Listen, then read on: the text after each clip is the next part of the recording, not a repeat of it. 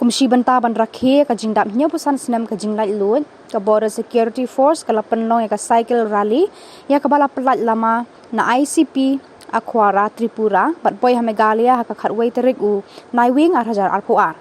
kani ka cycle rally kala kentup ya khat khandangut kinonya cycle makin ya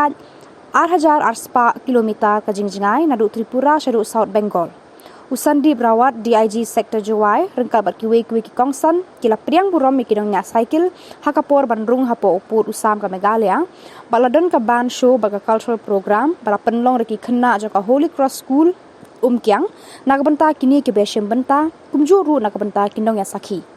kajingyat kini ka cycle rally kan ra ru bat kai ka khubor ban wan lam me ka jingsngan ha pereng kinong song snong haki bordar pat ban pasat jing tebru kumnu ban pensange shi sindan ki kambe an ha upur usam ka jingta jang udrok bat ban penslur ki khana samla ban rung haka border security force Yamenta kani ka rally kala kup kumba arspa 10 kilometer jingjingai na Meghalaya rengkar bat ka jingtmu ban pentep iki breu shapang ka mensiem idri bat it para breu hapo kari India hi barokawai আস্তে আস্তে আস্তে আস্তে আস্তে আস্তে চলো হ্যাঁ ঠিক আছে স্পিড ঠিক আছে এটাই রাখো চলো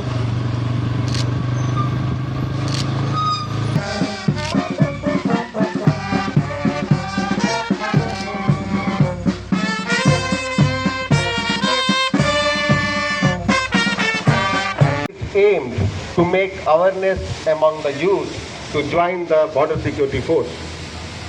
The cycle rally is flagged off from ICP Akhura, Agartala in the AOR of 120 Battalion BSF under Frontier Headquarters BSF Tripura on 1st of November 2022